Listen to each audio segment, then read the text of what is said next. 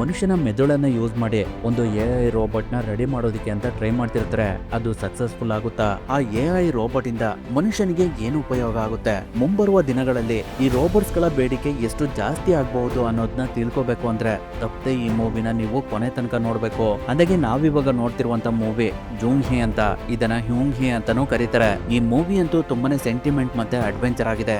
ಅದರಿಂದ ಇನ್ನ ಜಾಸ್ತಿ ಟೈಮ್ ವೇಸ್ಟ್ ಮಾಡದೆ ಈ ಮೂವಿ ಒಳಗಡೆ ಎಂಟ್ರಿ ಆಗೋಣ.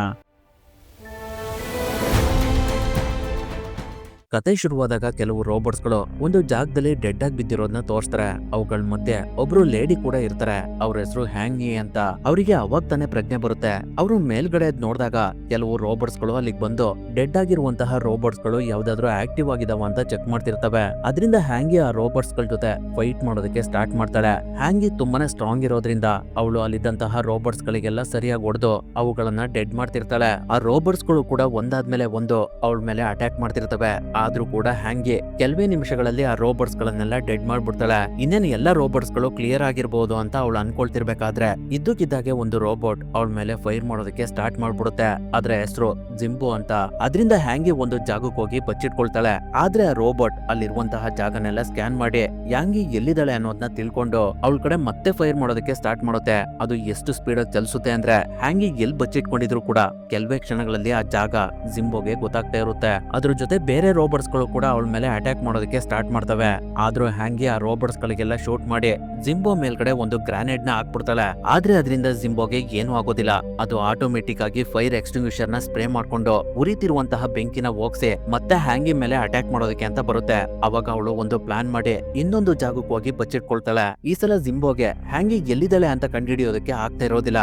ಯಾಕಂದ್ರೆ ಅವಳು ಆ ಜಾಗದಿಂದ ಮೇಲ್ಗಡೆ ಬಚ್ಚಿಟ್ಕೊಂಡಿರ್ತಾಳೆ. ಅವಳು ಕೆಲವು ಮೆಟಲ್ ಪೀಸ್ ಗಳನ್ನ ಅವಳ ಗನ್ ನಲ್ಲಿ ಹೋಲ್ಡ್ ಮಾಡಿರ್ತಾಳೆ. ಸ್ವಲ್ಪ ಸಮಯದ ನಂತರ ಅವಳು ಎಲ್ಲಿದ್ದಾಳೆ ಅನ್ನೋದು ಜಿಂಬೋಗೆ ಗೊತ್ತಾಗ್ಬಿಡುತ್ತೆ. ಅದರಿಂದ ಅದು ಮತ್ತೆ ಅವಳ ಕಡೆ ಶೂಟ್ ಮಾಡೋದಕ್ಕೆ ಸ್ಟಾರ್ಟ್ ಮಾಡುತ್ತೆ. ಅವಾಗ ಹ್ಯಾಂಗಿ ಅವಳು ಹೋಲ್ಡ್ ಮಾಡಿರುವಂತಹ ಮೆಟಲ್ ಪೀಸ್ ಗಳನ್ನ ಕೆಳಗಡೆ ಬಿಟ್ಟು ಆ ಜಾಗದಿಂದ ಬೇರೆ ಕಡೆ ಹೋಗ್ತಾಳೆ. ಅದರಿಂದ ಮೆಟಲ್ ಪೀಸ್ ಗಳೆಲ್ಲ ಜಿಂಬೋ ಮೇಲ್ಗಡೆ ಬಿದ್ಬಿಡ್ತವೆ. ಹಾಗಾಗಿ ಜಿಂಬೋ ಒಂದ್ ಕಡೆ ಲಾಕ್ ಆಗ್ಬಿಡುತ್ತೆ. ಆ ಸಮಯದಲ್ಲಿ ಹ್ಯಾಂಗಿ ಇನ್ನೇನ್ ಜಿಂಬೋಗೆ ಶೂಟ್ ಮಾಡ್ಬೇಕು. ಅಷ್ಟರಲ್ಲಿ ಅವಳ ಕಣ್ಣಿಗೆ ಒಂದು ಕೀಗೊಂಚ್ ಕಾಣುತ್ತೆ. ಅದನ್ನ ಅವಳು ನೋಡ್ತಿರ್ಬೇಕಾದ್ರೆ ಜಿಂಬೋ ಅವಳಿಗೆ ಶೂಟ್ ಮಾಡ್ಬಿಡುತ್ತೆ.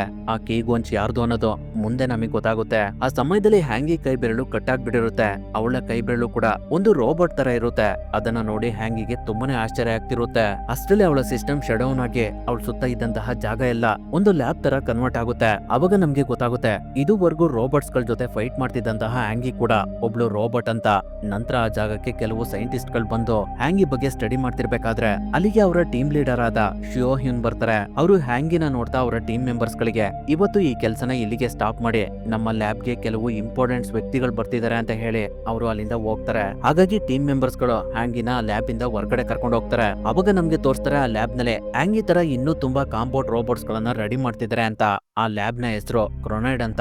ಈ ಕಡೆ ಸೈಂಟಿಸ್ಟ್ ಗಳು ಹ್ಯಾಂಗಿನ ಒಂದು ಎಲಿವೇಟರ್ ಒಳಗಡೆ ತಂದು ಬಿಡ್ತಾರೆ. ಅವಾಗ ಅಲ್ಲಿರುವಂತಹ ರೋಬೋಟ್ಸ್ ಗಳು ಅವಳಿಗಾಗಿರುವಂತಹ ಡ್ಯಾಮೇಜ್ ನೆಲ್ಲ ರೆಡಿ ಮಾಡಿ ಕೇವಲ ಅವಳ ಅರ್ಧ ಬಾಡಿನ ಮೇಲ್ಗಡೆ ಕಳಿಸ್ತವೆ. ಅವಾಗ ನಮ್ಗೆ ಸಂಪೂರ್ಣವಾಗಿ ಅರ್ಥ ಆಗುತ್ತೆ ಹ್ಯಾಂಗಿ ಮುಕ್ಕಾಲ್ ಭಾಗ ರೋಬೋಟ್ ಅಂತ. ಈಗಿರ್ಬೇಕಾದ್ರೆ ಕೆಲವು ಗವರ್ನಮೆಂಟ್ ಆಫೀಸರ್ಸ್ ಗಳು ಕ್ರೊನೈಡ್ ಕಂಪನಿ ಮಾಡ್ತಿರುವಂತಹ ರಿಸರ್ಚ್ ಬಗ್ಗೆ ತಿಳ್ಕೊಳ್ಳೋದಕ್ಕೆ ಅಂತ ಅಲ್ಲಿಗೆ ಬಂದಿರ್ತಾರೆ. ಇವನ ಹೆಸರು ಕಿಮ್ ಸಾಂಗ್ ಅಂತ. ಇವನೇ ಕ್ರೊನೈಡ್ ಕಂಪನಿಗೆ ಡೈರೆಕ್ಟರ್. ಇವನು ಗೆಸ್ಟ್ ಗಳಿಗೋಸ್ಕರ ಕೆಲವು ಸ್ಪೆಷಲ್ ಡಿಶಸ್ ಗಳನ್ನ ರೆಡಿ ಮಾಡಿಸಿ ಅವ್ರಗಳಿಗೋಸ್ಕರ ಕಾಯ್ತಾ ಇರ್ತಾನೆ. ಅವಾಗ ಅಲ್ಲಿಗೆ ಶಿಯೋಂಗ್ ಕೂಡ ಬರ್ತಾರೆ. ಸ್ವಲ್ಪ ಸಮಯದ ನಂತರ ಎಲ್ಲರೂ ಒಂದ್ ಕಡೆ ಸೇರ್ಕೊಂಡು ಕಿಮ್ ಸಾಂಗ್ ನ ಪ್ರೆಸೆಂಟೇಶನ್ ಗೋಸ್ಕರ ಕಾಯ್ತಾ ಇರ್ತಾರೆ. ಆದ್ರೆ ಕಿಮ್ ಸಾಂಗ್ ಗೆ ಅವ್ರಗಳ ಮುಂದೆ ಮಾತಾಡೋದಕ್ಕೇನೆ ಆಗ್ತಾ ಇರೋದಿಲ್ಲ. ಅಷ್ಟೊಂದು ನರ್ವಸ್ ಆಗ್ಬಿಟ್ಟಿರ್ತಾನೆ. ಅದರಿಂದ ಅವನು ರೆಡಿ ಮಾಡಿರುವಂತಹ ವಿಡಿಯೋನ ಅವ್ರಗಳ ಮುಂದೆ ಪ್ಲೇ ಮಾಡಿ ಒಂದ್ ಕಡೆ ಬಂದು ನಿಂತ್ಕೊಳ್ತಾನೆ. ಆ ವಿಡಿಯೋದಲ್ಲಿ ನಾವಿವಾಗ 2135ನೇ ಇಸ್ವಿನಲ್ಲಿ ಬದುಕ್ತಾ ಇದ್ದೀವಿ. ಸಂಪನ್ಮೂಲಗಳ ಕೊರತೆಯಿಂದ ಮಾನವ ಕುಲ ಬದುಕಲು ಹೊಸ ಮಾರ್ಗಗಳನ್ನ ಕಂಡುಕೊಳ್ಬೇಕಾಯ್ತು. ಮನುಷ್ಯರು ಬಾಹ್ಯಾಕಾಶದಲ್ಲಿ ನೆಲೆಗಳನ್ನ ಸ್ಥಾಪಿಸಲು ಸುಲಭ ಮಾರ್ಗಗಳನ್ನ ಕಂಡುಕೊಂಡಿದ್ದಾರೆ. ಆದಾಗ್ಯೂ ಮೂಲ ಸಂಖ್ಯೆಗಳಾದ 8, 12 and 13 ಸ್ಪೇಸ್ ಶೆಲ್ಟರ್ಸ್ ಗಳು ತಮ್ಮನ್ನ ತಾವು ಆಡ್ರಿಯನ್ ರಾಜ್ಯಗಳೆಂದು ಘೋಷಿಸಿಕೊಂಡು ಅಂತರ್ಯುದ್ಧವನ್ನ ಪ್ರಾರಂಭಿಸಿದವೆ. ಇದರಿಂದ ಭೂಮಿ ಮತ್ತೆ ಇತರ ನೆಲೆಗಳು ಅಪಾಯದಲ್ಲಿದ್ದಾವೆ. ಈ ಆಡ್ರಿಯನ್ ಮತ್ತೆ ಯುನೈಟೆಡ್ ಪವರ್ ನ ನಡುವೆ ಭೀಕರ ಯುದ್ಧವು ಕಳೆದ 40 ವರ್ಷಗಳಿಂದ ನಡೀತಾನೆ ಇದೆ. ಈಗಿರ್ಬೇಕಾದ್ರೆ 35 ವರ್ಷಗಳ ಹಿಂದೆ ಕ್ಯಾಪ್ಟನ್ ಯಾಂಗ್ಚು ಐಡ್ರಿಯನ್ ಅವರ ಬೇಸ್ B-25 ನ ಇಂಧನ ರಸ್ತೆಯನ್ನ ನಾಶ ಮಾಡೋದಕ್ಕೆ ಕೆಲವು ಸ್ಪೇಸ್ ಶಿಪ್ ಗಳನ್ನ ತಗೊಂಡೋದ್ರು. ಆದ್ರೆ ಆ ಯುದ್ಧದ ಸಮಯದಲ್ಲಿ ಅವರು ಕೋಮಾಗ ಹೋಗಿದ್ರಿಂದ ಆ ಕಾರ್ಯಾಚರಣೆ ವಿಫಲವಾಯ್ತು. ನಂತರ ಅವರ ಫ್ಯಾಮಿಲಿ ಪರ್ಮಿಷನ್ ತಗೊಂಡು ಅವ್ರಿಗೆ ಬೇಕಾಗಿರುವಂತಹ ಟ್ರೀಟ್ಮೆಂಟ್ ನೆಲ್ಲ ಕ್ರೊನೈಡ್ ಮಾಡಿ ಅತ್ಯಂತ ಮುಂದುವರೆದ AI ರೋಬೋಟ್ ಆಗಿ ಪರಿವರ್ತನೆ ಮಾಡೋದಕ್ಕೆ ಅವರ ಬ್ರೈನ್ ನ ಯೂಸ್ ಮಾಡ್ಕೊಂಡಿದೆ. ಆ ರೋಬೋಟ್ ಅವ್ರ ತರನೇ ತುಂಬಾ ಸಾಮರ್ಥ್ಯ, ನಿಷ್ಠೆ ಮತ್ತೆ ಧೈರ್ಯವನ್ನ ಹೊಂದಿರುತ್ತೆ ಅಂತ ಇರುತ್ತೆ. ಆ ಪ್ರೋಗ್ರಾಮ್ ಹೆಸರೇ ಹ್ಯಾಂಗಿ ಅಂತ.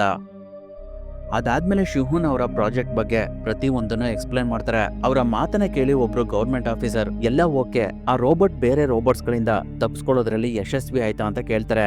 ಅದಕ್ಕೆ ಶಿಹುನ್ ಇಲ್ಲಿವರೆಗೂ ಅದು ಸಾಧ್ಯವಾಗಿಲ್ಲ ಅಂತ ಹೇಳ್ತಾರೆ. ಅವಾಗ ಅವರು ಯಾಂಗ್ ಚನ್ ತನ್ನ ಕೊನೆಯ ಕಾರ್ಯಾಚರಣೆನ ಕೊನೆಗೊಳಿಸಿದ್ರೆ ಅವತ್ತೇ ಆ ಹೋರಾಟ ಕೊನೆಗೊಳ್ತಾ ಇತ್ತು. ಅವರು ಅವತ್ತು ತಪ್ಪು ಮಾಡಿರೋದ್ರಿಂದಾನೆ ಆಡ್ರಿಯನ್ ಯುದ್ಧ 40 ವರ್ಷಗಳಿಂದ ನಡೀತಾನೆ ಇದೆ. ಸೋತಿರುವಂತಹ ಸೈನಿಕನ ಮನಸ್ಸಿನಿಂದ ನೀವು ಯುದ್ಧ ಮಾಡುವಂತಹ AI ರೋಬೋಟ್ ನ ಹೇಗ್ ರೆಡಿ ಮಾಡ್ತೀರಾ ಅಂತ ಕೇಳ್ತಾರೆ. ಅದಕ್ಕೆ ಶಿಹುನ್ ನಮ್ಗೆ ಇನ್ ಸ್ವಲ್ಪ ದಿನ ಅವಕಾಶ ಕೊಡಿ, ಆದಷ್ಟು ಬೇಗ ನಾವು ಆ ರೋಬೋಟ್ ನ ಸಿಮ್ಯುಲೇಷನ್ ಇಂದ ಹೊರಗಡೆ ಬರೋ ಹಾಗೆ ಮಾಡ್ತೀವಿ ಅಂತ ಹೇಳ್ತಾರೆ. ಹಾಗಾಗಿ ಆಫೀಸರ್ಸ್ ಗಳು ಅವರಿಗೆ ಪರ್ಮಿಷನ್ ಕೊಡ್ತಾರೆ. ಅದಾದ್ಮೇಲೆ ಶಿಯೋಂಗ್ ಮತ್ತೆ ಜಿಯಾ ಕಿಯಾಂಗ್ ಇಬ್ರು ಹ್ಯಾಂಗಿನ ಇಂಟರ್ವ್ಯೂ ಮಾಡೋದಕ್ಕೆ ಅಂತ ಬರ್ತಾರೆ. ಅವರು ಹ್ಯಾಂಗಿನ ಆಕ್ಟಿವ್ ಮಾಡಿದ ಕೂಡಲೇ ಅವಳ ಕಂಡೀಷನ್ ನೋಡಿ ತುಂಬಾನೇ ಅಗ್ರೆಸಿವ್ ಆಗಿ ನಾನು ಎಲ್ಲಿದ್ದೀನಿ, ನನ್ನನ್ನ ನೀವು ಏನ್ ಮಾಡಿದಿರಾ, ನೀವೆಲ್ಲ ಯಾರು ಅಂತ ಕೂಗಾಡ್ತಾ ಇರ್ತಾಳೆ. ಅವಳನ್ನ ಅವ್ರುಗಳು ಮಾತಾಡ್ಸೋದಕ್ಕೆ ಎಷ್ಟೇ ಟ್ರೈ ಮಾಡಿದ್ರು ಕೂಡ ಅವಳು ಸರಿಯಾಗಿ ರೆಸ್ಪಾನ್ಸ್ ಮಾಡ್ತಿರೋದಿಲ್ಲ. ಅದರಿಂದ ಅವ್ರುಗಳು ಅವಳ ಸಿಸ್ಟಮ್ ನ ಶಟ್ ಡೌನ್ ಮಾಡಿ ಆ ರೋಬೋಟ್ಸ್ ನಲ್ಲಿ ಇದ್ದಂತಹ ಬ್ರೈನ್ ನ ಹೊರಗಡೆ ತೆಗೆದು ಅದನ್ನ ಸೇಫ್ ಆಗಿರುವಂತಹ ಜಾಗಕ್ಕೆ ಕಳಿಸ್ತಾರೆ. ಆ ಬ್ರೈನ್ ಗೆನೆ ಯೂಂಗಿ ಅಂತ ಕರೀತಾರೆ.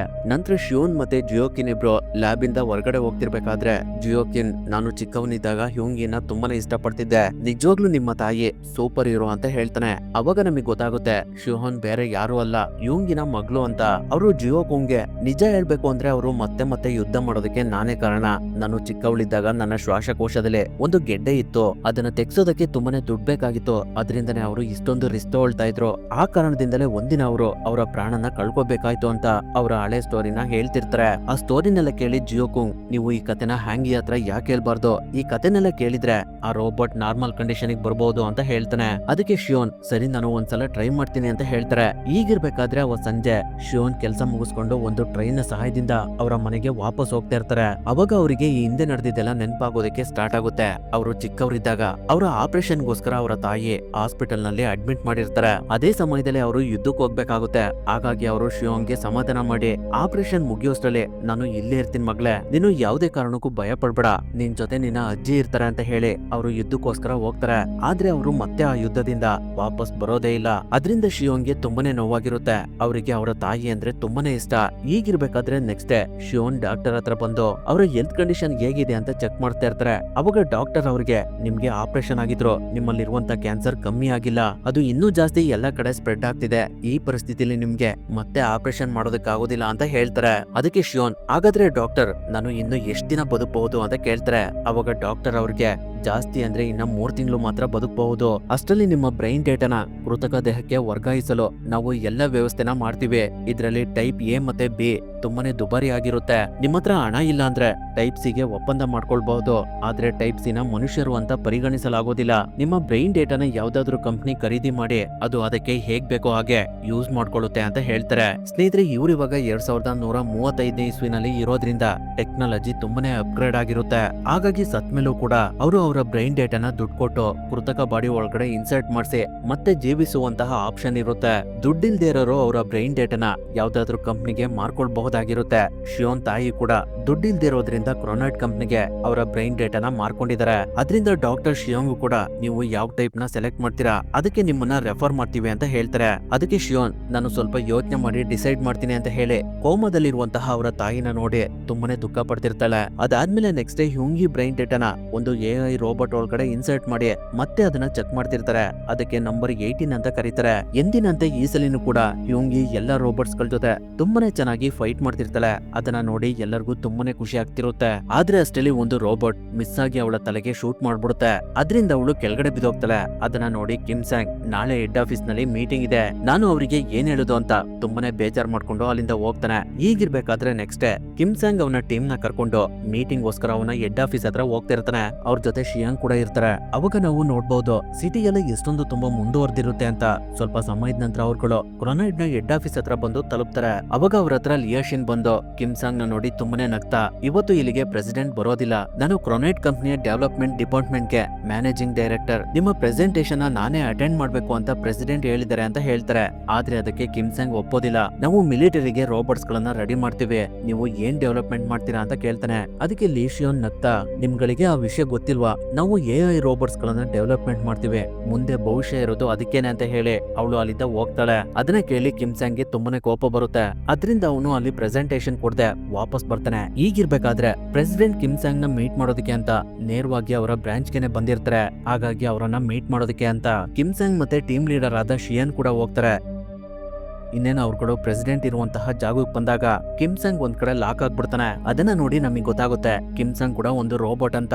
ಅವನು ರೋಬೋಟ್ ಅಂತ ಅಲ್ಲಿವರೆಗೂ ಶಿಯನ್ಗೂ ಕೂಡ ಗೊತ್ತಿರೋದಿಲ್ಲ. ಇವರೇ ಪ್ರೆಸಿಡೆಂಟ್. ಅವರನ್ನ ನೋಡಿ ಶಿಯನ್, ಸರ್ ನಮಸ್ತೆ, ಯುದ್ಧದ AI ರೋಬೋಟ್ಸ್ ಗಳ ಕೆಲಸ ತುಂಬಾನೇ ಚೆನ್ನಾಗಿ ನಡೀತಿದೆ ಅಂತ ಹೇಳ್ತಾರೆ. ಅದಕ್ಕೆ ಪ್ರೆಸಿಡೆಂಟ್, ನಮ್ಗೆ ಇವಾಗ ಯುದ್ಧದ AI ರೋಬೋಟ್ಸ್ ಗಳ ಅವಶ್ಯಕತೆ ಇಲ್ಲ, ಯಾಕಂದ್ರೆ ಇವಾಗಲೇ ಆಡ್ರೆನ ಯುದ್ಧ ಕೊನೆಗೊಳ್ತಾ ಇದೆ. ಹಾಗಾಗಿ ಈ ನಮ್ಮ ಸಂಶೋಧನೆ ಎಲ್ಲ ವ್ಯರ್ಥ ಆಗ್ತಿದೆ. ಅದರಿಂದ ಎಷ್ಟು ಬೇಗ ಆಗುತ್ತೋ ಅಷ್ಟು ಬೇಗ ಈ ಕೆಲಸನ ಇಲ್ಲಿಗೆ ಸ್ಟಾಪ್ ಮಾಡಿ ಅಂತ ಹೇಳ್ತಾರೆ. ಆ ಮಾತನ್ನ ಕೇಳಿ ಶಿಯೋನ್ಗೆ ತುಂಬಾನೇ ಬೇಜಾರಾಗುತ್ತೆ. ಈ ಕೆಲಸ ಏನಾದ್ರೂ ಸ್ಟಾಪ್ ಆದ್ರೆ ಅವರ ತಾಯಿ ಬ್ರೈನ್ ಕ್ರೊನೈಟ್ ಕಂಪನಿಯವರು ಡೆಸ್ಟ್ರಾಯ್ ಮಾಡ್ತಾರೆ. ಅದರಿಂದ ಶಿಯೋನ್ ಪ್ರೆಸಿಡೆಂಟ್ಗೆ, ಸರ್ ದಯವಿಟ್ಟು ನನ್ನ ತಾಯಿ ಪ್ರಾಜೆಕ್ಟ್ ನ ಕಂಪ್ಲೀಟ್ ಮಾಡೋದಕ್ಕೆ ನನಗೆ ಒಂದೇ ಒಂದು ಅವಕಾಶ ಕೊಡಿ ಅಂತ ಕೇಳ್ತಾರೆ. ಆದ್ರೆ ಅದಕ್ಕೆ ಅವರು ಒಪ್ಪೋದಿಲ್ಲ. ಆದಷ್ಟು ಬೇಗ ಈ ಪ್ರಾಜೆಕ್ಟ್ ನ ಸ್ಟಾಪ್ ಮಾಡಿ ಸ್ವದೇಶಿ ಆಂಡ್ರಾಯ್ಡ್ AI ರೋಬೋಟ್ಸ್ ಗಳನ್ನ ರೆಡಿ ಮಾಡೋದಕ್ಕೆ ನ್ಯೂ ಪ್ರಾಜೆಕ್ಟ್ ನ ಪ್ರಾರಂಭ ಮಾಡಿ ಅಂತ ಹೇಳ್ತಾರೆ. ಸ್ನೇಹಿತರೆ, ಈ ಪ್ರೆಸಿಡೆಂಟ್ ಅವರ ಬ್ರೈನ್ ಡೇಟಾನ ತಗೊಂಡು ಅವ್ರ ತರನೇ ಕಿಮ್ ಸಂಗ್ ರೋಬೋಟ್ ನ ರೆಡಿ ಮಾಡಿರ್ತಾರೆ. ಆ ರೋಬೋಟ್ ನ ಸ್ವಿಚ್ ಅವ್ರ ಹತ್ರನೇ ಇರುತ್ತೆ. ಈಗಿರ್ಬೇಕಾದ್ರೆ ಕಿಮ್ ಸಂಗ್ ಮತ್ತೆ ನಂಬರ್ 20 ರೋಬೋಟ್ ಒಳಗಡೆ ಹ್ಯಾಂಗಿ ಬ್ರೈನ್ ಡೇಟಾನ ಇನ್ಸರ್ಟ್ ಮಾಡಿ ಅದನ್ನ ಆಕ್ಟಿವ್ ಮಾಡಿಸ್ತಾನೆ. ಅವಾಗ್ಲೂ ಕೂಡ ಅವರ ಬ್ರೈನ್ ಕಂಟ್ರೋಲ್ ಗೆ ಬರ್ತಾ ಇರೋದಿಲ್ಲ. ನೀವೆಲ್ಲ ಯಾರು ಅಂತ ಕೇಳ್ತಿರ್ತಾರೆ. ಹಾಗಾಗಿ ಕಿಮ್ ಸಂಗ್ ಆ ರೋಬೋಟ್ ನ ಒಂದು ಕೈ ಕಟ್ ಮಾಡಿಸಿ ಅವಾಗ್ಲಾದ್ರೂ ಅವರ ಬ್ರೈನ್ ನಾರ್ಮಲ್ ಕಂಡೀಷನ್ ಬರುತ್ತಾ ಅಂತ ನೋಡ್ತಾರೆ. ಆದ್ರೂ ಕೂಡ ಅವರ ಬ್ರೈನ್ ನಾರ್ಮಲ್ ಕಂಡೀಷನ್ ಗೆ ಬರೋದಿಲ್ಲ. ಅದರಿಂದ ಅವರು ಆ ರೋಬೋಟ್ ಹತ್ರ ಹೋಗಿ ಅದಕ್ಕೆ ಹೇಗ್ ಬೇಕೋ ಹಾಗೆ ಶೂಟ್ ಮಾಡ್ತಿರ್ತಾರೆ. ಅದನ್ನ ನೋಡಿ ಶಿಯೋಂಗ್ ಆ ರೋಬೋಟ್ ನ ಡಿಆಕ್ಟಿವೇಟ್ ಮಾಡ್ಬಿಡ್ತಾರೆ. ಅದನ್ನ ಮತ್ತೆ ಆಕ್ಟಿವ್ ಮಾಡೋದಕ್ಕೆ ಬೇರೆ ಯಾರ ಕೈಲೂ ಆಗ್ತಾ ಇರೋದಿಲ್ಲ. ಅದರಿಂದ ಕಿಮ್ ಸಂಗ್ ಶಿಯೋಂಗ್ ಕಡೆ ಗನ್ನೆ ಮಾಡಿ ಆ ರೋಬೋಟ್ ನ ಆಕ್ಟಿವ್ ಮಾಡ್ಲಿಲ್ಲ ಅಂದ್ರೆ ನಿಮ್ಮನ್ನ ಸಾಯಿಸ್ಬಿಡ್ತೀನಿ ಅಂತ ಹೇಳ್ತಿರ್ತಾನೆ. ಅಷ್ಟರಲ್ಲಿ ಅಲ್ಲಿಗೆ ಒಬ್ರು ಟೀಮ್ ಮೆಂಬರ್ ಬಂದು, ಸರ್ ನಿಮ್ಮನ್ನ ಪ್ರೆಸಿಡೆಂಟ್ ಕರೀತಾ ಇದಾರೆ ಅಂತ ಹೇಳ್ತಾರೆ. ಅದರಿಂದ ಕಿಮ್ ಸಂಗ್ ಶಿಯೋಂಗ್ಗೆ ಏನು ಮಾಡದೆ ಅಲ್ಲಿಂದ ಹೋಗ್ತಾನೆ. ಅವಾಗ ಶಿಯೋಂಗ್ ಅವರ ಟೀಮ್ ಮೆಂಬರ್ಸ್ ಗಳಿಗೆ, ನೀವೆಲ್ಲ ಹೋಗಿ ನಮ್ಮ ಹತ್ರ ಇರುವಂತಹ ಎಲ್ಲ ಡೇಟಾಗಳನ್ನ ಸಂಗ್ರಹ ಮಾಡಿ ಇನ್ ಮುಂದೆ ಈ ಪ್ರಾಜೆಕ್ಟ್ ನ ಸ್ಟಾಪ್ ಮಾಡ್ಬೇಕಾಗುತ್ತೆ ಅಂತ ಹೇಳಿ ಅವರನ್ನ ಅಲ್ಲಿಂದ ಕಳ್ಸಿ ಅವರು ತುಂಬಾನೇ ಬೇಜಾರ್ ಮಾಡ್ಕೊಂಡು ಲ್ಯಾಬ್ ಒಳಗಡೆ ಬರ್ತಾರೆ. ಅಲ್ಲಿ ಕಿಮ್ ಸಂಗ್ ಕೂಡ ಇರ್ತಾನೆ. ಅವನು ಶಿಯಾನ್ಗೆ ಹೆಡ್ ಆಫೀಸ್ ನವರು ಈ ಪ್ರಾಜೆಕ್ಟ್ ನ ನಾಳೆನೆ ಸ್ಟಾಪ್ ಮಾಡಿ ಅಂತ ಹೇಳಿದಾರೆ. ಅವರು ಮತ್ತೆ ಹೊಸ ಪ್ರಾಜೆಕ್ಟ್ ನ ಶುರು ಮಾಡ್ತಾರಂತೆ. ನಮ್ಮ ಎಲ್ಲ ಈ ಪ್ರಯತ್ನ ವ್ಯರ್ಥ ಆಯ್ತು ಅಂತ ಹೇಳ್ತಿರ್ತಾನೆ. ಅದರಿಂದ ಶಿಯೋನ್ ಅವನ ಹತ್ರ ಏನು ಮಾತಾಡದೆ ನೇರವಾಗಿ ಹ್ಯಾಂಗಿ ಇದ್ದಂತಹ ಲ್ಯಾಬ್ ಒಳಗಡೆ ಬಂದು ಅವಳ ಬ್ರೈನ್ ಪೈನ್ ನ ನಾರ್ಮಲ್ ಕಂಡೀಷನ್ ಗೆ ಸೆಟ್ ಮಾಡಿ ಅವಳನ್ನ ಆಕ್ಟಿವ್ ಮಾಡ್ತಾರೆ. ನಂತರ ಅವರು ಹ್ಯಾಂಗಿಗೆ ಈ ಹಿಂದೆ ನಡೆದಿದ್ದ ವಿಷಯನೆಲ್ಲ ಎಕ್ಸ್ಪ್ಲೈನ್ ಮಾಡ್ತಿರ್ತಾರೆ. ಅವಾಗ ಹ್ಯಾಂಗಿ ಅವರಿಗೆ, ನನ್ ಮಗಳು ಇವಾಗ ಹೇಗಿದ್ದಾಳೆ, ಅವಳ ಆಪರೇಷನ್ ಸಕ್ಸಸ್ ಆಯ್ತಾ ಅಂತ ಕೇಳ್ತಾರೆ. ಅದಕ್ಕೆ ಶಿಯೋನ್, ಅವಳು ತುಂಬಾನೇ ಚೆನ್ನಾಗಿದ್ದಾಳೆ, ಅವಳ ಆಪರೇಷನ್ ಸಕ್ಸಸ್ ಆಗಿದೆ, ಅವಳ ಬಗ್ಗೆ ನೀವು ಏನು ಯೋಚನೆ ಮಾಡ್ಬೇಕಾಗಿಲ್ಲ ಅಂತ ಹೇಳ್ತಾರೆ. ಅವಾಗ ಹ್ಯಾಂಗಿ ಅವರು ಯುದ್ಧದಲ್ಲಿ ಯಾಕೆ ಸೋತ್ರು ಅನ್ನೋ ಸೀಕ್ರೆಟ್ ನ ಹೇಳ್ತಾರೆ. ಅದೇನಂದ್ರೆ ಅವರು ಯುದ್ಧಕ್ಕೆ ಹೋಗ್ತಿರ್ಬೇಕಾದ್ರೆ ಅವರ ಮಗಳು ಅವರಿಗೆ ಒಂದು ಕೀ ಗುಂಚ್ ಕೊಟ್ಟು ಇದನ್ನ ನೀವು ತುಂಬಾ ಸುರಕ್ಷಿತವಾಗಿ ನೋಡ್ಕೊಳ್ಳಿ ಅಂತ ಹೇಳಿರ್ತಾಳೆ. ಆದ್ರೆ ಅದು ಯುದ್ಧದ ಸಮಯದಲ್ಲಿ ಅವರಿಂದ ಮಿಸ್ ಆಗ್ಬಿಡುತ್ತೆ. ಅದನ್ನ ಅವರು ಅಬ್ಸರ್ವ್ ಮಾಡ್ತಿರ್ಬೇಕಾದ್ರೇನೆ ರೋಬೋಟ್ಸ್ ಗಳು ಅವ್ರ ಮೇಲೆ ಶೂಟ್ ಮಾಡ್ಬಿಡ್ತವೆ. ಅದರಿಂದನೇ ಅವರು ಕೋಮಾಗ ಹೋಗ್ಬಿಡ್ತಾರೆ. ಆ ಮಾತನ್ನ ಕೇಳಿ ಶಿಯನ್ಗೆ ತುಂಬಾನೇ ದುಃಖ ಆಗ್ತಿರುತ್ತೆ. ನನ್ನಿಂದನೇ ನನ್ನ ತಾಯಿ ಸಾವನ್ನಪ್ಪಿದ್ರಲ್ಲ ಅಂತ. ಹಾಗಾಗಿ ಅವರು ಅವರ ತಾಯಿ ಬ್ರೈನ್ ನ ಹೇಗಾದ್ರೂ ಮಾಡಿ ಉಳಿಸ್ಕೊಳ್ಬೇಕು ಅಂತ ಡಿಸೈಡ್ ಮಾಡಿ ನೆಕ್ಸ್ಟ್ ಡೇ ಹ್ಯಾಂಗಿನ ಟೆಸ್ಟ್ ಮಾಡೋದಕ್ಕೆ ಅಂತ ಲ್ಯಾಬ್ ಒಳಗಡೆ ಕರ್ಕೊಂಡ್ ಬಂದಾಗ ಅವರು ಎಲ್ಲರನ್ನೂ ಹೊರಗಡೆ ಕಳ್ಸಿ ಹ್ಯಾಂಗಿ ಬ್ರೈನ್ ನಲ್ಲಿ ಇದ್ದಂತಹ ಮೆಮೊರಿನ ಎರೇಸ್ ಮಾಡಿ ಅವರಿಗೆ ಆಕ್ಸಿಡೆಂಟ್ ಆದ್ಮೇಲೆ ಏನೇನಾಯ್ತು, ಮುಂದೆ ಅವರು ಏನೇನ್ ಮಾಡ್ಬೇಕು ಅನ್ನೋದನ್ನೆಲ್ಲ ಎಕ್ಸ್ಪ್ಲೇನ್ ಮಾಡ್ತಾ ಇರ್ತಾರೆ. ಅದಾದ್ಮೇಲೆ ಸ್ವಲ್ಪ ಸಮಯದ ನಂತರ ಕಿಮ್ ಸಂಗ್ ಹ್ಯಾಂಗಿನ ಕೊನೆದಾಗಿ ಚೆಕ್ ಮಾಡೋದಕ್ಕೆ ಅಂತ ಲ್ಯಾಬ್ ಒಳಗಡೆ ಬರ್ತಾನೆ. ಆದ್ರೆ ಅವಾಗ್ಲೂ ಕೂಡ ಹ್ಯಾಂಗಿಗೆ ಜಿಂಬೋ ಶೂಟ್ ಮಾಡ್ಬಿಡುತ್ತೆ. ಅದರಿಂದ ಅವಳು ಮತ್ತೆ ಕೆಳಗಡೆ ಬಿದ್ದೋಗ್ತಾಳೆ. ಹಾಗಾಗಿ ಅವಳನ್ನ ಡಿಸ್ಟರ್ಬ್ ಮಾಡೋದಕ್ಕೆ ಅಂತ ಕರ್ಕೊಂಡು ಹೋಗ್ತಾ ಇರ್ತಾರೆ. ಆ ಸಮಯದಲ್ಲಿ ಕಿಮ್ ಸಂಗ್ಗೆ ಒಂದು ಡೌಟ್ ಬರುತ್ತೆ. ಅದರಿಂದ ಅವನು ಮತ್ತೆ ವಾಪಸ್ ಲ್ಯಾಬ್ ಒಳಗಡೆ ಬಂದು ರೆಕಾರ್ಡ್ ಆಗಿರುವಂತಹ ವಿಡಿಯೋನ ಚೆಕ್ ಮಾಡ್ತಾನೆ. ಅವಾಗ ಅವನಿಗೆ ಗೊತ್ತಾಗುತ್ತೆ ಜಿಂಬೋ ಶೂಟ್ ಮಾಡಿದ್ದು ಹ್ಯಾಂಗಿಗೆ ಬಿದ್ದೇ ಇಲ್ಲ ಅಂತ. ಅದರಿಂದ ಅವನು ಎಮರ್ಜೆನ್ಸಿ ಅಲಾರಂ ನ ಆನ್ ಮಾಡಿಸ್ತಾನೆ. ಅಲಾರಂ ಆನ್ ಆದ ಕೂಡಲೇ ಇವಂಗೆ ಅವಳ ಜೊತೆಲಿದ್ದಂತಹ ಸೈಂಟಿಸ್ಟ್ ಗಳಿಗೆಲ್ಲ ಹೊಡೆದು ಅವ್ರ ಹತ್ರ ಇದ್ದಂತಹ ID ಕಾರ್ಡ್ ನ ತಗೊಂಡು ಅಲ್ಲಿಂದ ತಪ್ಪಿಸ್ಕೋತಾಳೆ. ಈ ಕಡೆ ಕಿಮ್ ಸಂಗ್ ಪೊಲೀಸ್ನವ್ರು ಬರೋದಕ್ಕೆ ಇನ್ನೂ ತಡ ಆಗಬಹುದು. ಅದರಿಂದ ನಮ್ಮ ಹತ್ರ ಇರುವಂತಹ ಕಾಂಬೋಟ್ AI ರೋಬೋಟ್ಸ್ ಗಳನ್ನ ಇವಂಗಿನ ಹಿಡಿಯೋದಕ್ಕೆ ರಿಲೀಸ್ ಮಾಡಿ ಅಂತ ಹೇಳ್ತಾನೆ. ಅದರಿಂದ ಅವಾಗ ತಾನೇ ರೆಡಿ ಆಗ್ತಿದ್ದಂತಹ ಕಾಂಬೋಟ್ AI ರೋಬೋಟ್ಸ್ ಗಳನ್ನ ರಿಲೀಸ್ ಮಾಡ್ತಾರೆ. ಇನ್ನೊಂದ್ ಕಡೆ ಶಿಯಾನ್ ಲ್ಯಾಬ್ ಒಳಗಡೆ ಬಂದು ಅವ್ರ ಹತ್ರ ಇದ್ದಂತಹ ಡೇಟಾನೆಲ್ಲ ಒಂದು ಸಿಸ್ಟಮ್ ಗೆ ಟ್ರಾನ್ಸ್ಫರ್ ಮಾಡ್ತಿರ್ತಾರೆ. ಈಗಿರ್ಬೇಕಾದ್ರೆ ಮಿಸ್ ಆಗಿ ಇವಂಗಿ ಒಂದು ರೂಮ್ ಒಳಗಡೆ ಬರ್ತಾಳೆ. ಅಲ್ಲಿ ಅವಳ ತರನೇ ತುಂಬಾ ರೋಬೋಟ್ಸ್ ಗಳು ಇರ್ತವೆ. ಅವುಗಳನ್ನ ಇವಂಗಿ ತುಂಬಾ ಆಶ್ಚರ್ಯದಿಂದ ನೋಡ್ತಿರ್ಬೇಕಾದ್ರೆ ಅಲ್ಲಿಗೆ ಕಾಂಬೋಟ್ ರೋಬೋಟ್ಸ್ ಗಳು ಬಂದ್ಬಿಡ್ತವೆ. ಅದರಿಂದ ಇವಂಗಿ ಅವಳ ತರನೇ ಇರುವಂತಹ ರೋಬೋಟ್ಸ್ ಗಳ ಮಧ್ಯೆ ಬಚ್ಚಿಟ್ಕೋತಾಳೆ. ಆ ರೋಬೋಟ್ಸ್ ಗಳನ್ನೆಲ್ಲ ಕಾಂಬೋಟ್ ರೋಬೋಟ್ಸ್ ಗಳು ಚೆಕ್ ಮಾಡ್ತಿರ್ಬೇಕಾದ್ರೆ ಒಂದು ರೋಬೋಟ್ ಗೆ ಇವಂಗಿ ಇರೋದು ಗೊತ್ತಾಗ್ಬಿಡುತ್ತೆ. ಅದರಿಂದ ಅವ್ರಗಳ ಮಧ್ಯೆ ಫೈಟ್ ನಡೆಯೋದಕ್ಕೆ ಸ್ಟಾರ್ಟ್ ಆಗುತ್ತೆ. ಎಲ್ಲಾ ಕಾಂಬೋಟ್ ರೋಬೋಟ್ಸ್ ಗಳು ಒಟ್ಟಿಗೆ ಸೇರ್ಕೊಂಡು ಯುಂಗಿ ಮೇಲೆ ಅಟ್ಯಾಕ್ ಮಾಡ್ತವೆ. ಆದ್ರೂ ಕೂಡ ಯುಂಗಿನ ಅವುಗಳ ಕೈಲಿ ಸೋಲ್ಸೋದಕ್ಕೆ ಆಗ್ತಾ ಇರೋದಿಲ್ಲ. ಯುಂಗಿ ಆ ರೋಬೋಟ್ಸ್ ಗಳನ್ನ ಒಂದೊಂದಾಗಿ ಡಿಸ್ಟ್ರಾಯ್ ಮಾಡ್ತಿರ್ತಾಳೆ. ಆ ಸಮಯದಲ್ಲಿ ಒಂದು ರೋಬೋಟ್ ಯುಂಗಿನ ಒಂದು ಮಿಷಿನ್ ಹತ್ರ ಲಾಕ್ ಮಾಡ್ಕೊಂಡು ಅವಳ ಒಂದು ಕೈನ ಕಟ್ ಮಾಡ್ಬಿಡುತ್ತೆ. ಆದ್ರೂ ಕೂಡ ಯುಂಗಿ ಆ ರೋಬೋಟ್ ಇಂದ ಬಚಾವಾಗಿ ಅದನ್ನು ಕೂಡ ಡಿಸ್ಟ್ರಾಯ್ ಮಾಡ್ಬಿಡ್ತಾಳೆ. ಅಷ್ಟರಲ್ಲಿ ಅವಳ ಹತ್ರ ಇನ್ನೊಂದು ರೋಬೋಟ್ ಬಂದು ಅವಳನ್ನ ಮೇಲ್ಗಡೆ ಎತ್ತಿ ಅವಳನ್ನ ಡಿಸ್ಟ್ರಾಯ್ ಮಾಡೋದಕ್ಕೆ ನೋಡ್ತಿರುತ್ತೆ. ಅವಾಗ ಅಲ್ಲಿಗೆ ಶಿಯಾನ್ ಬಂದು ಆ ರೋಬೋಟ್ ಸಿಸ್ಟಮ್ ನ ಶಟ್ ಡೌನ್ ಮಾಡ್ಬಿಡ್ತಾಳೆ. ಅಷ್ಟೊತ್ತಿಗಾಗ್ಲೇ ಈ ಕಡೆ ಯುಂಗಿನ ಹುಡುಕೊಂಡು ಅವ್ರಿರುವಂತಹ ಜಾಗಕ್ಕೆ ಪೊಲೀಸ್ ರೋಬೋಟ್ಸ್ ಗಳು ಬಂದ್ಬಿಡ್ತವೆ. ಅವಾಗ ಅವ್ರ ಮುಂದೆ ಯುಂಗಿ ಬಂದಿದ್ರಿಂದ ಪೊಲೀಸ್ ರೋಬೋಟ್ಸ್ ಗಳು ಅವಳಿಗೆ ಶೂಟ್ ಮಾಡಿ ಅವಳನ್ನ ಡಿಸ್ಟ್ರಾಯ್ ಮಾಡ್ಬಿಡ್ತವೆ. ಆ ಸಮಯದಲ್ಲಿ ಒಂದು ಕಾಂಬೋಟ್ ರೋಬೋಟ್ ಶಿಯಾನ್ನ ಕರ್ಕೊಂಡು ಅಲ್ಲಿಂದ ಹೊರಗಡೆ ಹೋಗ್ತಿರುತ್ತೆ. ಈ ಕಡೆ ಪೊಲೀಸ್ ರೋಬೋಟ್ಸ್ ಗಳು ಯುಂಗಿ ಬ್ರೈನ್ ನ ಚೆಕ್ ಮಾಡಿದಾಗ ಅದ್ರಲ್ಲಿ ಬ್ರೈನ್ ಇರೋದಿಲ್ಲ. ಅದ್ರಿಂದ ಅವು ಅಲ್ಲೇ ಪಕ್ಕದಲ್ಲಿದ್ದಂತಹ ಸಿಸಿ ಕ್ಯಾಮ್ರಾನ ನೋಡಿ ಅದ್ರ ಕೇಬಲ್ ನ ಕನೆಕ್ಟ್ ಮಾಡ್ಕೊಂಡು ಅಲ್ಲಿ ಹಿಂದೆ ಏನೆಲ್ಲ ನಡೀತು ಅನ್ನೋದನ್ನ ತಿಳ್ಕೊತವೆ. ಅದೇನಂದ್ರೆ ಶಿಯಾನ್ ಯಾರಿಗೂ ಗೊತ್ತಾಗ್ಬಾರ್ದು ಅಂತ ಯುಂಗಿ ಬಾಡಿ ಒಳಗಡೆ ಇದ್ದಂತಹ ಬ್ರೈನ್ ನ ತೆಗೆದು ಅಲ್ಲೇ ಪಕ್ಕದಲ್ಲಿದ್ದಂತಹ ಕಾಂಬೋಟ್ ರೋಬೋಟ್ ಒಳಗಡೆ ಇನ್ಸರ್ಟ್ ಮಾಡ್ತಾಳೆ. ಅದರಿಂದನೇ ಕಾಂಬೋಟ್ ರೋಬೋಟ್ ಪೊಲೀಸ್ ರೋಬೋಟ್ಸ್ ಗಳಿಗೆ ಗೊತ್ತಾಗ್ದಿರೋ ಹಾಗೆ ಶಿಯಾನ್ ಅಲ್ಲಿಂದ ಹೊರಗಡೆ ಕರ್ಕೊಂಡು ಹೋಗಿದ್ದು. ಈಗಿರ್ಬೇಕಾದ್ರೆ ಈ ಕಡೆ ಶಿಯಾನ್ ಯುಂಗಿನ ಒಂದು ಟ್ರೈನ್ ಒಳಗಡೆ ಕರ್ಕೊಂಡು ಬಂದು ಇಲ್ಲಿಂದ ನೀನು ಓಡೋಗೋ, ಯಾರ್ ಕಣ್ಣಿಗೂ ಕಾಣಿಸ್ಕೊಳ್ಬೇಡ ಅಂತ ಹೇಳ್ತಿರ್ತಾರೆ.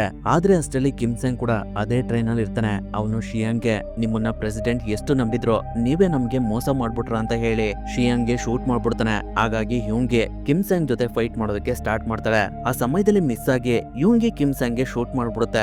ಆದ್ರೆ ಕಿಮ್ಸೆಂಗ್ ಕೂಡ ರೋಬೋಟ್ ಇರೋದ್ರಿಂದ ಅವನಿಗೆ ಏನೂ ಆಗೋದಿಲ್ಲ. ಅವನು ಅವನ ಮುಖನ ಗ್ಲಾಸ್ ನಲ್ಲಿ ನೋಡ್ಕೊಂಡಾಗ ಅವನಿಗೆ ತುಂಬಾನೇ ಆಶ್ಚರ್ಯ ಆಗ್ತಿರುತ್ತೆ. ಯಾಕಂದ್ರೆ ಅವನೊಬ್ಬ ರೋಬೋಟ್ ಅನ್ನೋದು ಅವನಿಗೇನೆ ಗೊತ್ತಿರೋದಿಲ್ಲ. ಅವಾಗ ಶಿಯಾನ್ ಅವನಿಗೆ ಎಲ್ಲ ವಿಷಯನೂ ಹೇಳ್ತಾರೆ. ಅದನ್ನ ಕೇಳಿ ಅವನಿಗೆ ಇನ್ನೂ ಖುಷಿ ಆಗುತ್ತೆ. ಅದರಿಂದ ಅವನ ಶಕ್ತಿನೆಲ್ಲ ಯೂಸ್ ಮಾಡಿ ಮತ್ತೆ ಯುಂಗಿ ಜೊತೆ ಫೈಟ್ ಮಾಡೋದಕ್ಕೆ ಸ್ಟಾರ್ಟ್ ಮಾಡ್ತಾನೆ. ಆ ಸಮಯದಲ್ಲಿ ಟ್ರೈನ್ ಸ್ಪೀಡ್ ತುಂಬಾನೇ ಜಾಸ್ತಿ ಆಗ್ಬಿಡುತ್ತೆ. ಅಷ್ಟೊತ್ತಿಗಾಗ್ಲೇ ಅಲ್ಲಿಗೆ ಪೊಲೀಸ್ ರೋಬೋಟ್ಸ್ ಗಳು ಕೂಡ ಬಂದು ಯುಂಗಿ ರೋಬೋಟ್ ಕಡೆ ಶೂಟ್ ಮಾಡೋದಕ್ಕೆ ಸ್ಟಾರ್ಟ್ ಮಾಡ್ತವೆ. ಹಾಗಾಗಿ ಯುಂಗಿ ಒಂದ್ ಕಡೆ ಬಚ್ಚಿಟ್ಕೊಳ್ಳುತ್ತೆ. ಅದರಿಂದ ಪೊಲೀಸ್ ರೋಬೋಟ್ಸ್ ಗಳು ಅವ್ರುಗಳು ಹೋಗ್ತಿದ್ದಂತಹ ಟ್ರೈನ್ ಒಳಗಡೆ ಬಂದು ಯುಂಗಿ ಜೊತೆ ಫೈಟ್ ಮಾಡೋದಕ್ಕೆ ಸ್ಟಾರ್ಟ್ ಮಾಡ್ತವೆ. ಯುಂಗಿ ಕೂಡ ರೋಬೋಟ್ಸ್ ಗಳಿಗೆ ಚೆನ್ನಾಗಿ ಹೊಡಿತಾ ಇರುತ್ತೆ. ಪೊಲೀಸ್ ರೋಬೋಟ್ಸ್ ಗಳ ಜೊತೆ ಕಿಮ್ಸೆಂಗ್ ಕೂಡ ಸೇರ್ಕೊಂಡು ಯುಂಗಿನ ಡಿಸ್ಟ್ರಾಯ್ ಮಾಡೋದಕ್ಕೆ ನೋಡ್ತಾ ಇರ್ತಾನೆ. ಆದ್ರೆ ಅದು ಸಾಧ್ಯ ಆಗ್ತಿರೋದಿಲ್ಲ. ಯುಂಗಿಗೆ ಯುದ್ಧದಲ್ಲಿ ಫೈಟ್ ಮಾಡಿ ತುಂಬಾನೇ ಟ್ರೈನಿಂಗ್ ಇರೋದ್ರಿಂದ ಅದು ಎಲ್ಲಾ ರೋಬೋಟ್ಸ್ ಗಳಿಗೆ ಸರಿಯಾಗಿ ಹೊಡೆದು ಅವುಗಳನ್ನ ಡಿಸ್ಟ್ರಾಯ್ ಮಾಡಿ ಕಿಮ್ಸೆಂಗ್ ನ ಟ್ರೈನ್ ಇಂದ ಕೆಳಗಡೆ ಬೀಳೋ ತರ ಮಾಡುತ್ತೆ. ಅಷ್ಟೊತ್ತಿಗಾಗ್ಲೇ ಅವ್ರುಗಳು ಹೋಗ್ತಿದ್ದಂತಹ ಟ್ರೈನ್ ಕೂಡ ಸ್ಟಾಪ್ ಆಗ್ಬಿಡುತ್ತೆ. ಅವಾಗ ಶಿಯಾನ್ ಯುಂಗಿಗೆ ಮತ್ತೆ ಪೊಲೀಸ್ನವರು ಇಲ್ಲಿಗೆ ಬರೋಷ್ಟಲ್ಲೇ ಇಲ್ಲಿಂದ ಓಡೋಗು ಅಂತ ಹೇಳ್ತಿರ್ತಾರೆ. ಅದಕ್ಕೆ ಯುಂಗಿ ನೀವು ಕೂಡ ನನ್ ಜೊತೆ ಬನ್ನಿ ಅಂತ ಹೇಳ್ತಿರುತ್ತೆ. ಅವಾಗ ಶಿಯಾನ್ ನನ್ ಬಗ್ಗೆ ನೀನು ಚಿಂತೆ ಮಾಡ್ಬೇಡ, ಆದಷ್ಟು ಬೇಗ ನೀನು ಇಲ್ಲಿಂದ ಓಡೋಗು ಅಂತ ಬಲವಂತ ಮಾಡ್ತಿರ್ತಾರೆ. ಹಾಗಾಗಿ ಯುಂಗಿ ಸ್ವಲ್ಪ ಯೋಚನೆ ಮಾಡಿ ಶಿಯಾನ್ ಒಂದ್ಸಲ ತಪ್ಕೊಂಡು ಅಲ್ಲಿಂದ ದೂರ ಓಡೋಗುತ್ತೆ. ಇವಾಗ ಯುಂಗಿ ಬ್ರೈನ್ ನಲ್ಲಿ ಹಳೆ ನೆನಪುಗಳು ಯಾವ್ದು ಇರೋದಿಲ್ಲ. ಅದನ್ನೆಲ್ಲ ಶಿಯಾನ್ ಎರೇಸ್ ಮಾಡಿರ್ತಾರೆ. ಶಿಯಾನ್ ಅವರ ಮಗಳು ಅನ್ನೋದು ಕೂಡ ಅದಕ್ಕೆ ಗೊತ್ತಿರೋದಿಲ್ಲ. ಅದ್ರಿಂದ ಆ ರೋಬೋಟ್ ಎಲ್ಲಾನು ಮರ್ತು ಹೊಸ ಜೀವನ ಮಾಡೋದಕ್ಕೆ ರೆಡಿ ಆಗಿರುತ್ತೆ. ಅಲ್ಲಿಗೆ ಈ ಮೂವಿ ಕೂಡ ಎಂಡ್ ಆಗುತ್ತೆ.